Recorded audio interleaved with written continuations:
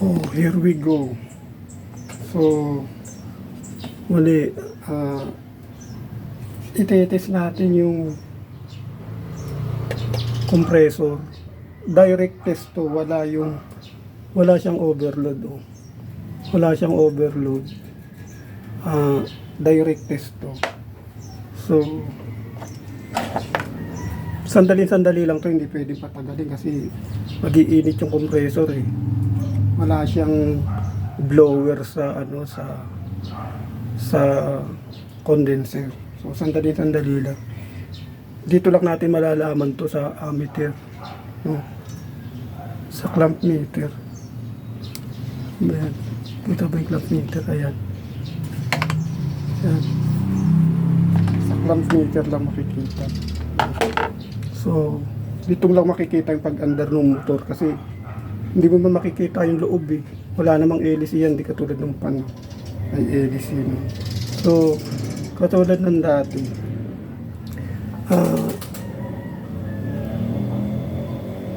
okay, ayun, okay, katulad ng dati ito, susundan mo lang yung schematic diagram ng ACU para hindi ka mamali. So yan. So, medyo matagal-tagal na. So, okay. Bali,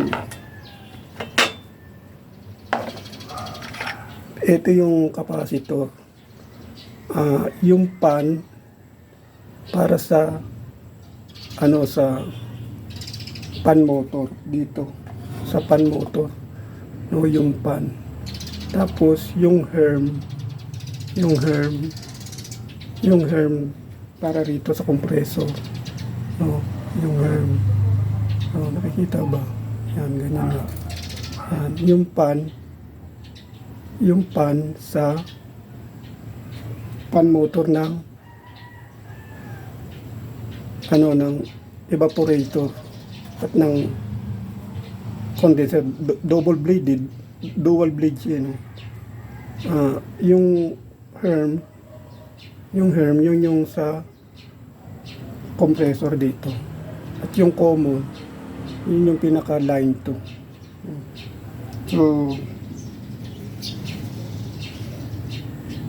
ang nakalagay dito sa line 2 ay, ang line 2 niya ay puti. So, lagyan natin ng puting wire. Puting wire.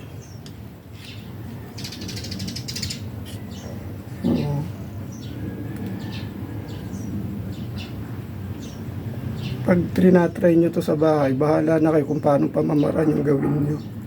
Naglagay lang ako ng terminal block para hindi na ako maglagay ng sandali matanggal yung isang tornilyo, sandali lang.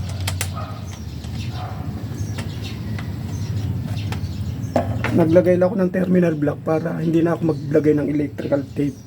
Vlogging kasi ito eh. Vlogging. Pero itatry nyo sa bahay, bahala kayo kung anong gawin nyo. Basta susundin nyo lang yung connection ng nasa schematic diagram, no?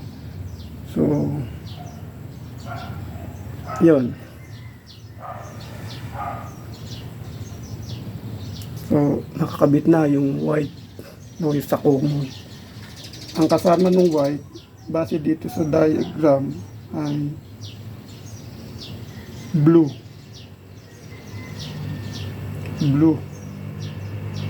Ito kasi blue, nakakabit to sa running winding to, blue. Lumalabas to na line 2. Ang katapat na ito line 1. So ilalagay ko yung blue sa common terminal ng capacitor. Yan. Ingatan nyo lang magkamali pag trinatry nyo sa bahay, no? Yan. Tapos yung sumunod, yung yellow, ito. Tatlo lang naman ang wire niya eh, yellow. Itong yellow ay sa starting. So, starting. Dito sa herm. Dito niya siya ikakabit sa herm. Sa herm ang kabit ha.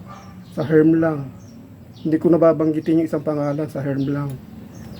Para hindi na kayo malitong kabit. Ang dali ha.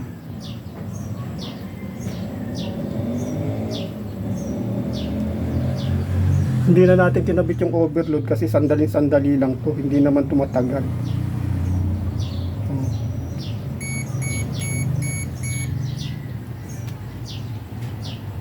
O yan, nakakabit na sa herm.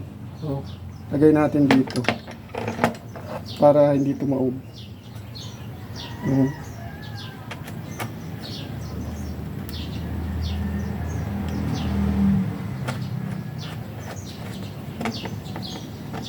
Yan.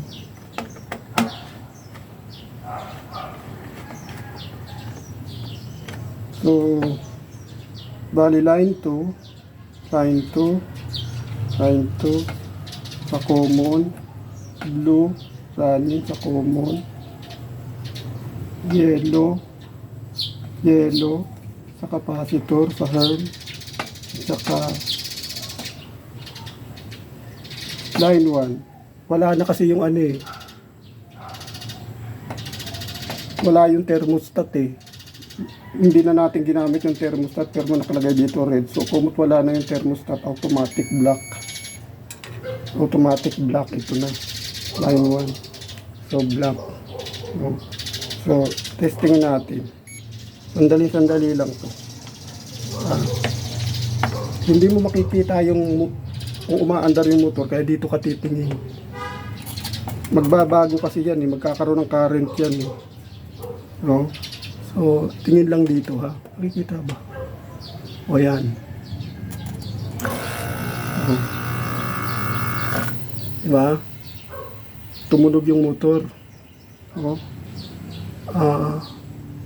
Another one.